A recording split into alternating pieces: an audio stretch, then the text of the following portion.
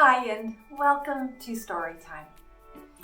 I want to talk about karma and what I think might be a bit of a misapplication.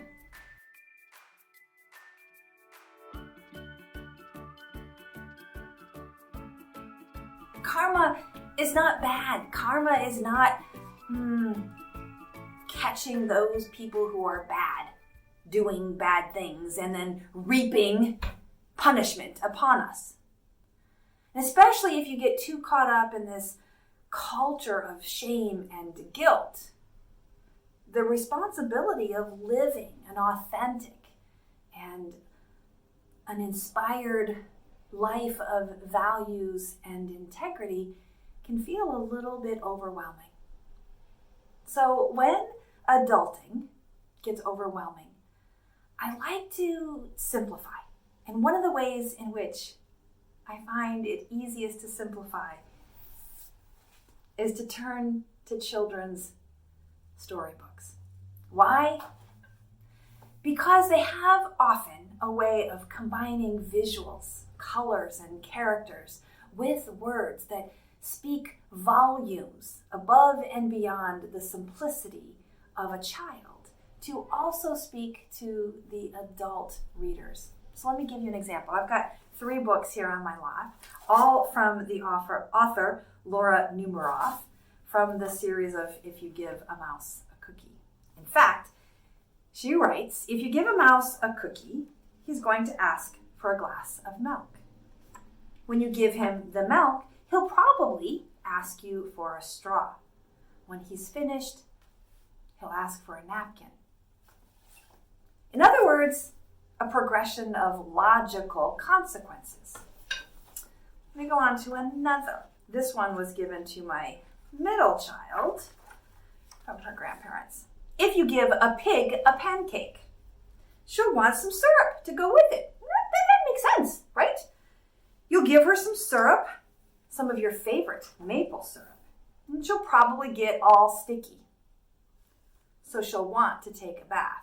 Well, that's hopeful, right? There's some chance that they want to take a bath, but if they're anything like my kid, they want to play in the sticky first. It's only once the sticky gets no longer fun does it become a problem, and they might consider taking a bath. So yes, there is some logic, maybe not fully child-proof logic in that particular story. So let's take a look at the third one. If you take a mouse to school, now this one was given at the same time as the other one, but to my elder child as they were starting their first year in school. So yes, if you take a mouse to school, he'll ask you for your lunchbox. Really? Really? Now this was a bit of a leap for me. It doesn't seem logical, the stuff of the mind's path of making sense. And yet, given the history of this child and the mouse, okay, I could see how the mouse, given a history with this character and Laura's progression through these stories, might be bold enough and intimate enough in their relationship with the child to, yes, ask for your lunchbox. So if we can suspend judgment for a moment that this is realistic, we've already done that, right? We're talking to a mouse. But let's suspend judgment for a minute and consider, okay, the mouse has asked me for my lunchbox. Or maybe more relevant, my friend has asked to copy my homework, right? So if I bring my homework completed to school, there is a likelihood that maybe a friend might want to take advantage of my work or what I have access to. So then it goes on, it says, when you give him your lunchbox, he'll want your sandwich. So in this homework scenario, that might be that they ask if your homework is done, and then you say yes. Can you teach me? Can you help me? And sometimes help is just that. They want you to guide them. But sometimes help is asking, will you just do this for me? And this is where we want to get clear about the intention of our actions. Because it's the consequences of our actions that help us to understand karma. So now let's turn to our Sanskrit study. This is the sacred Sanskrit words from Lisa Lowitz and Rima Datta. Karma comes from the root kr, to act, do, to make. The term encompasses the meanings of action, deed, right as an rite, and cause and effect. According to the laws of karma, our current situation in this life is the result of past actions in previous lifetimes. Now, even if you don't ascribe to the principle of multiple lives, of reincarnation, you can still relate to karma in the sense that what we did yesterday has consequences that trickle on into today and maybe even influence into tomorrow. She writes, one's deeds in a past or current lifetime determine one's fate. In other words, what goes around comes around. Repercussions will be carried over into the next lifetime until the cycle is complete. That is when all karmic debts have been paid and one can reach nirvana.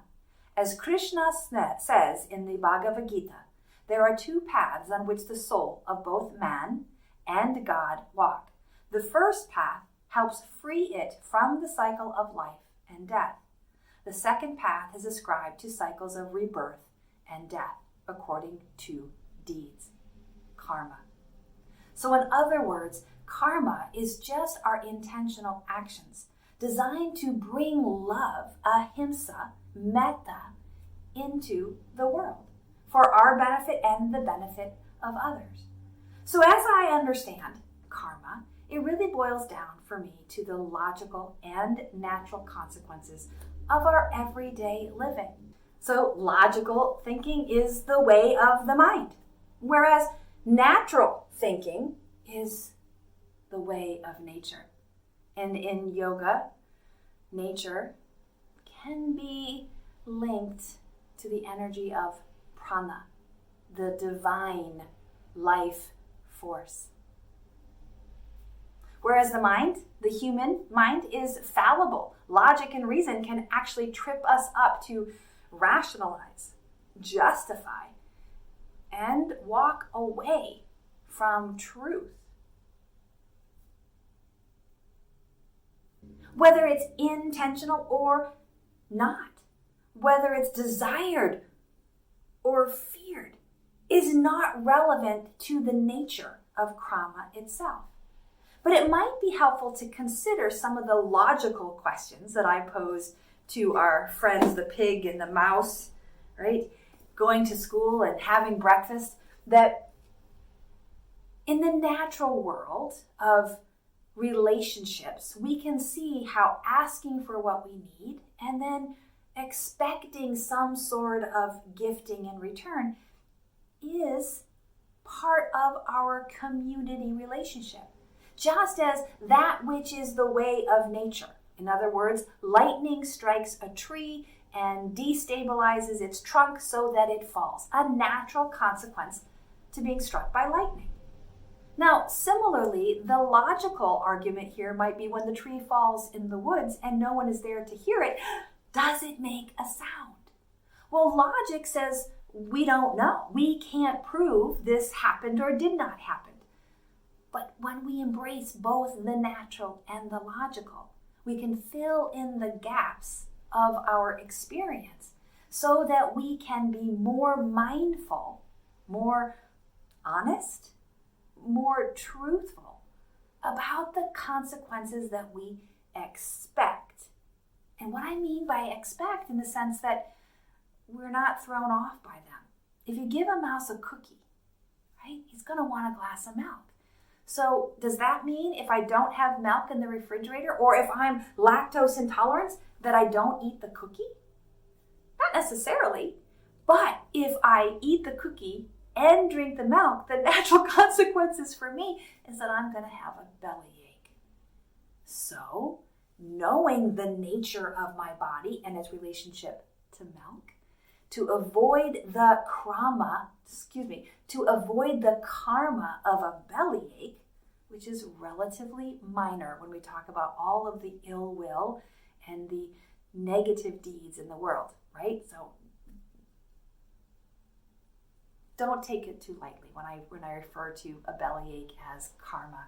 But it is the natural and logical consequences of choosing to consume dairy for me. Does that mean you shouldn't have dairy? Absolutely not. That would be an illogical conclusion. And yet, at the same time, it's an act of positive karma, even loving action, for not only my partner, my husband, to provide, to bring home from the grocery lactose-free and dairy-free frozen dessert. Can you call it ice cream if it's not made from dairy? Not really.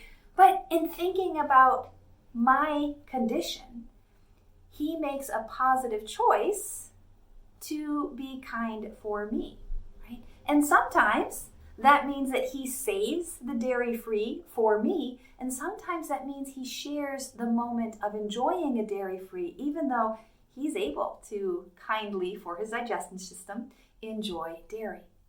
Now, karma goes way beyond whether or not we're eating food that our body can digest. And yet, is that not the nature of our lives, of the experiences that we have, and whether or not we're able to digest them, process them, learn from them, and grow as a result of taking them into our awareness, into our study, svadhyaya, and improve the way in which we're living. So my point here is that karma is really just the Buddhist tradition, the Sanskrit language, of helping us to recognize that there are consequences for our behaviors, consequences for our actions, our inactions, doings, non-doings, undoings, and even the redoings. And even those that are not intentional, the consequences will still be real. And denying those consequences or failing to accept responsibility for bringing those consequences about will actually contribute to more negative karma rather than accepting responsibility and seeking to make amends. This is what I call undoing and redoing. Or if my behavior is the negative influence, then non-doing becomes the action of wise, loving behavior. In other words, the inspired living program, the inspired living philosophy is about aligning our intention, attention, and action so as to contribute compassion, love, and good to the world so that we can reap compassion, love, and good, but also so that we can neutralize the negativity, the fear, the harm that we may have inherited from our previous self, from our ancestors, or from those who came many, many moons ago. So special thanks to Lisa and Rima, and to Laura Numeroff and Felicia Bond, who is the artist of the series for If You Give a Mouse a Cookie. Thanks for joining me today for story time, and I would love to hear your take on karma, responsibility, and wise action in living a life of inspiration, of intention, and love. May you be well. May you breathe deeply and move freely, labor lovingly, and live vibrantly. Namaste.